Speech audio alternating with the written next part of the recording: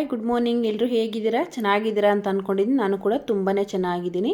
ನಾನಿವತ್ತು ಇಡ್ಲಿ ರವೆಯಿಂದ ರವೆ ಇಡ್ಲಿ ಯಾವ ಥರ ಮಾಡೋದು ಅಂದ್ಬಿಟ್ಟು ತೋರಿಸ್ಕೊಡ್ತಾ ಇದ್ದೀನಿ. ತುಂಬಾ ಚೆನ್ನಾಗಿರುತ್ತೆ, ಹೋಟೆಲಷ್ಟೇ ರುಚಿಯಾಗಿರುತ್ತೆ. ಇಡ್ಲಿ ಮಾಡೋದು ಎಲ್ರಿಗೂ ಗೊತ್ತಿರುತ್ತೆ, ಯಾರಿಗೆ ಗೊತ್ತಿರಲ್ಲ ಅಂಥವರಿಗೆ ಹೆಲ್ಪ್ ಆಗಲಿ ಅಂದ್ಬಿಟ್ಟು ತೋರಿಸ್ತಾ ಇದ್ದೀನಿ. ರವೆ ಇಡ್ಲಿ ಆಗಿರೋದ್ರಿಂದ ಕಪ್ ಮೆಜರ್ಮೆಂಟಲ್ಲಿ ತೊಗೊಳ್ಬೇಕು. ನಾನಿಲ್ಲಿ ರವೆನ ಯಾವ ಬೌಲಲ್ಲಿ ತೊಗೊಳ್ತೀನಿ ಆ ಬೌಲಲ್ಲಿ 1 ಬೌಲು ಉದ್ದಿನಬೇಳೆನ ಚೆನ್ನಾಗಿ ತೊಳೆದ್ಬಿಟ್ಟು 2ರಿಂದ 3 ಸರಿ ನೀಟಾಗಿ ತೊಳೆದ್ಬಿಟ್ಟು ಅದಕ್ಕೆ 1 ಟೇಬಲ್ ಸ್ಪೂನು ಮೆಂತ್ಯ ಸೇರಿಸ್ಬಿಟ್ಟು 8 ಅವರ್ ನೆನೆಸ್ಬೇಕು. ಉದ್ದಿನಬೇಳೆನ 8 ಅವರು ನೆನೆ ಹಾಕಬೇಕು. ಚೆನ್ನಾಗಿ ನೆನೆಬೇಕು ಉದ್ದಿನಬೇಳೆ, ಆವಾಗನೇ ತುಂಬಾ ಚೆನ್ನಾಗಾಗೋದು ಇಡ್ಲಿ.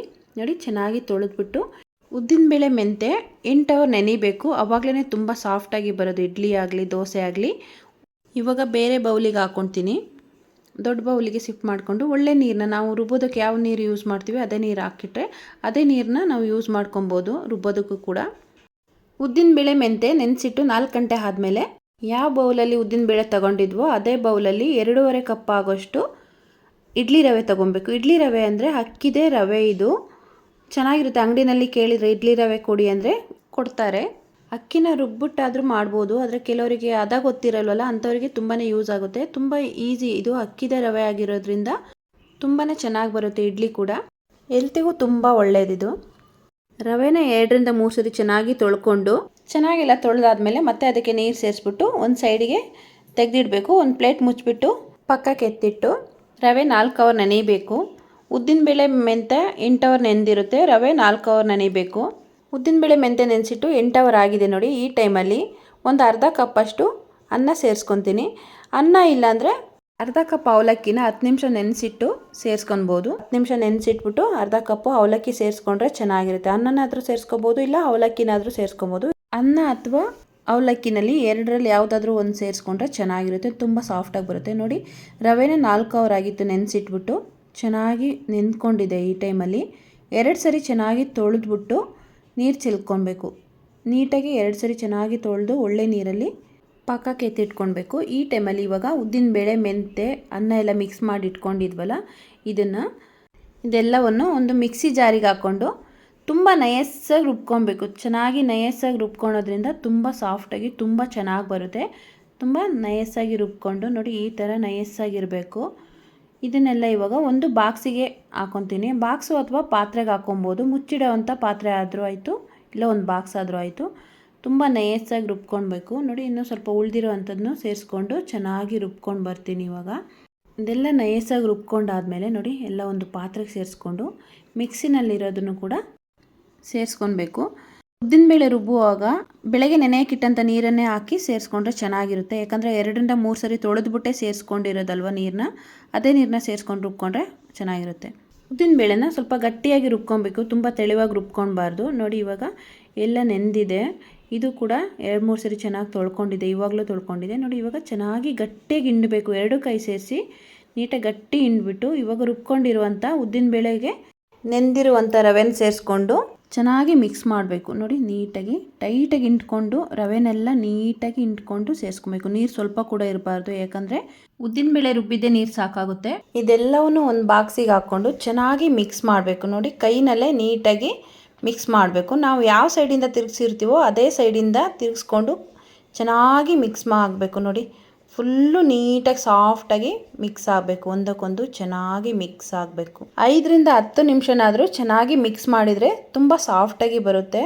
ಚೆನ್ನಾಗಿ ಮಿಕ್ಸ್ ಮಾಡೋದ್ರಲ್ಲೇ ಇರೋದು. 10 ನಿಮಿಷನಾದರೂ ಚೆನ್ನಾಗಿ ಮಿಕ್ಸ್ ಮಾಡಿಕೊಂಡು ನೀಟಾಗಿ ನೋಡಿ ಮುಚ್ಚಾಕ್ಬಿಟ್ಟು ಫುಲ್ ನೈಟು, ಇವಾಗ ನೈಟೆಲ್ಲ ಮಿಕ್ಸ್ ಮಾಡಿಟ್ಟಿದ್ರೆ ಬೆಳಗ್ಗೆವರೆಗೂ ಬಾಕ್ಸ್ ಮುಚ್ಚಾಕ್ಬಿಟ್ಟು ಅದ್ರ ಮೇಲೆ ಏನಾದರೂ ವೆಯ್ಟ್ ಇಟ್ಬಿಟ್ಟು ಸ್ವಲ್ಪ ಬೆಚ್ಚಗಿರೋಂಥ ಜಾಗದಲ್ಲಿ ಇಟ್ಟರೆ ಚೆನ್ನಾಗಿರುತ್ತೆ. ಗ್ಯಾಸ್ ಸ್ಟವ್ ಪಕ್ಕದಲ್ಲಿ ಸ್ವಲ್ಪ ಬೆಚ್ಚಗಿರುತ್ತೆ, ಹಂಗಾಗಿ ನಾನು ಆ ಜಾಗದಲ್ಲಿ ಇಟ್ಕೊತೀನಿ. ಇವಾಗ ಫುಲ್ ನೈಟ್ ಬಿಡ್ತೀನಿ, ಬೆಳಗ್ಗೆ ತೋರಿಸ್ತೀನಿ ಯಾವ ಥರ ಆಗಿರುತ್ತೆ ಅಂದ್ಬಿಟ್ಟು. ನೋಡಿ, ಬೆಳಗ್ಗೆ ಟೈಮ್ ಇವಾಗ 6:30. ಹಿಟ್ಟು ಯಾವ ರೀತಿ ಆಗಿದೆ ಅಂದ್ಬಿಟ್ಟು ನೋಡೋಣ ಇವಾಗ. ವಾವ್, ನೋಡಿ ಎಷ್ಟು ಚೆನ್ನಾಗಿ ಉಬ್ಬಿ ಬಂದಿದೆ ಅಂದ್ಬಿಟ್ಟು.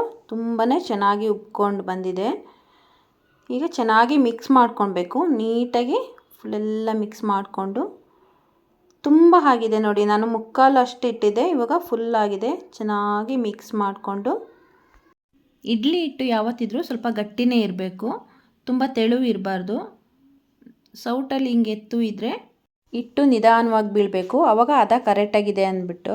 ಸೈಡಲ್ಲಿ ಅಂಟ್ಕೊಂಡಿರೋದನ್ನೆಲ್ಲ ಮಿಕ್ಸ್ ಮಾಡಿಕೊಂಡು ನೀಟಾಗಿ ಮಿಕ್ಸ್ ಮಾಡ್ಕೊಬೇಕು. ಇವಾಗ ಯಾವ ಥರ ಮಿಕ್ಸ್ ಮಾಡ್ಕೊತೀವೋ ಅದೇ ಥರ ಹಿಟ್ಟು ಇರುತ್ತೆ. ನಮಗೆ ಇಷ್ಟು ಹಿಟ್ಟು ಜಾಸ್ತಿ ಆಗುತ್ತೆ, ಸ್ವಲ್ಪ ಎತ್ತಿಕ್ತೀನಿ. ನನಗೆ ಇವಾಗ ಎಷ್ಟಕ್ಕೆ ಬೇಕೋ ಅಷ್ಟಕ್ಕೆ ಮಾತ್ರ ಇಟ್ಕೊಂಡು ಉಳಿದಿದ್ದನ್ನ ಫ್ರಿಡ್ಜಲ್ಲಿ ಇಡ್ತೀನಿ. ಇನ್ನೆರಡು ದಿವಸ ಬಿಟ್ಟು ಮಾಡ್ಕೊಬೋದು. ಈ ಹಿಟ್ಟನ್ನು ಒಂದು ವಾರ ಇಟ್ಟರು ಏನೂ ಆಗೋಲ್ಲ, ಚೆನ್ನಾಗೇ ಇರುತ್ತೆ, ಹುಳಿ ಬರಲ್ಲ. ಈ ಉಬ್ಬಿ ಬಂದಿರುತ್ತಲ್ಲ, ಚೆನ್ನಾಗೆಲ್ಲ ಮಿಕ್ಸ್ ಮಾಡಿಬಿಟ್ಟು ಇವಾಗಲೇ ಎತ್ತಿಕ್ಬೇಕು.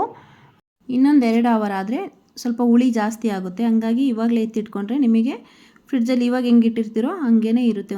3 ದಿವಸ ಆದರೂ ಕೂಡ ನಿಮಗೆ ಇಡ್ಲಿ ಮಾಡೋದಕ್ಕೆ ಎಷ್ಟು ಹಿಟ್ಟು ಬೇಕೋ ಅಷ್ಟು ಎತ್ತಿಟ್ಬಿಟ್ಟು ಉಳಿದಿರೋ ಹಿಟ್ಟನ್ನು ಫ್ರಿಡ್ಜಲ್ಲಿ ಎತ್ತಿಟ್ಕೊಂಡು ಈ ಹಿಟ್ಟಿಗೆ ನಿಮಗೆ ರುಚಿಗೆ ತಕ್ಕಷ್ಟು ಉಪ್ಪು ಸೇರಿಸ್ಕೊಂಡು ಚೆನ್ನಾಗಿ ಮಿಕ್ಸ್ ಮಾಡಿಕೊಂಡು ನೋಡಿ, ಚೆನ್ನಾಗಿ ಮಿಕ್ಸ್ ಮಾಡ್ಕೊಬೇಕು. ಮಿಕ್ಸ್ ಮಾಡಿಕೊಂಡು ಒಂದು ಇಡ್ಲಿ ಪಾತ್ರೆಗೆ ಒಂದು ಸ್ವಲ್ಪ ನೀರು ಹಾಕ್ಕೊಂಡು ಒಲೆ ಮೇಲೆ ಕಾಯಕ್ಕೆ ಇಟ್ಕೊಳ್ಬೇಕು. ನೀರು ಸ್ವಲ್ಪ ಬಿಸಿ ಆದಮೇಲೆ ಇಡ್ಲಿನ ಇಡಬೇಕು, ಆವಾಗಲೇ ಚೆನ್ನಾಗಿ ಬೆಂದ್ಕೊಳ್ಳೋದು. ಪಾತ್ರೆದು ಮುಚ್ಚಾಕ್ಬಿಟ್ಟು ಒಂದು 10 ನಿಮಿಷ ಬಿಸಿ ಆಗಲಿ. ಅಷ್ಟರೊಳಗಡೆ ನಾವು ಇಡ್ಲಿ ಮಾಡೋ ಪ್ಲೇಟಿಗೆ ಸ್ವಲ್ಪ ಎಣ್ಣೆ ಹಾಕ್ಕೊಂಡು ಚೆನ್ನಾಗಿ ಎಣ್ಣೆ ಉಜ್ಕೊಳ್ಬೇಕು. ನೀಟಾಗಿ ಎಲ್ಲದಕ್ಕೂ ಎಣ್ಣೆ ಉಜ್ಕೊಬೇಕು. ಇಲ್ಲ ವೈಟ್ ಬಟ್ಟೆನಾದರೂ ಯೂಸ್ ಮಾಡ್ಕೊಬೋದು. ಖಾದಿ ಬಟ್ಟೆ ಇರುತ್ತಲ್ಲ, ಅದನ್ನು ಯೂಸ್ ಮಾಡ್ಕೊಂಡ್ರೂ ಚೆನ್ನಾಗಿರುತ್ತೆ.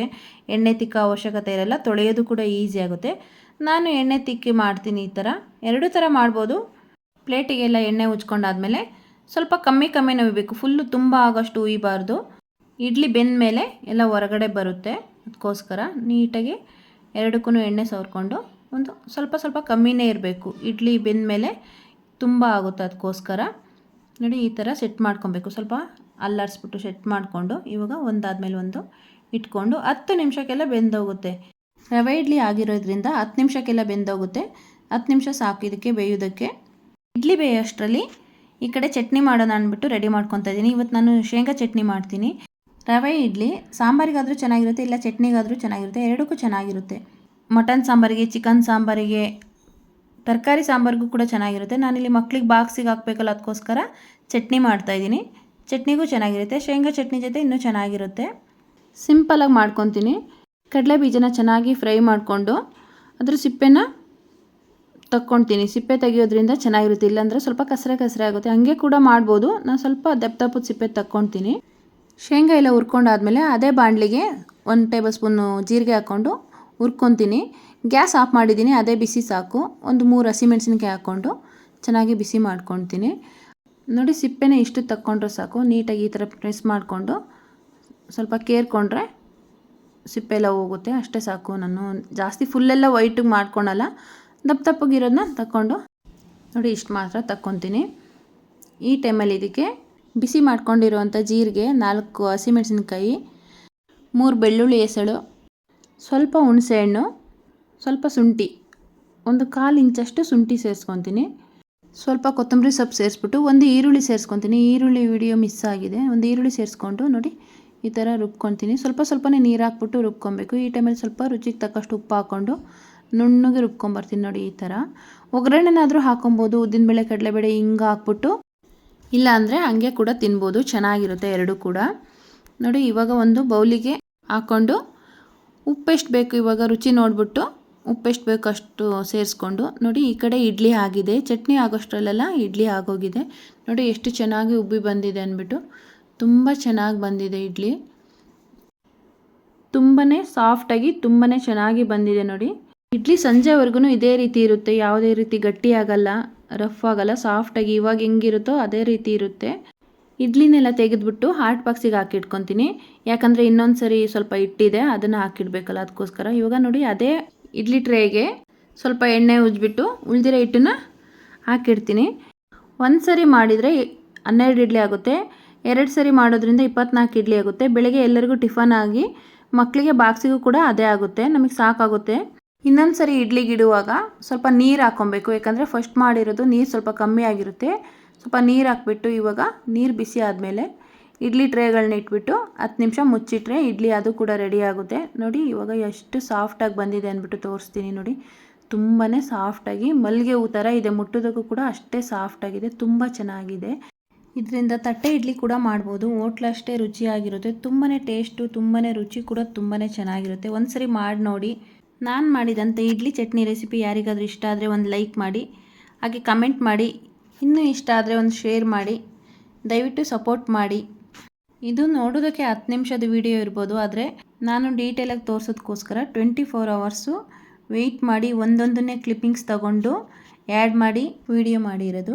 ಪ್ಲೀಸ್ ಒಂದು ಲೈಕ್ ಮಾಡಿ, ಯಾರಾದರೂ ಸಬ್ಸ್ಕ್ರೈಬ್ ಮಾಡದೆ ನೋಡ್ತಿದ್ರೆ ಸಬ್ಸ್ಕ್ರೈಬ್ ಮಾಡಿ. Thank you.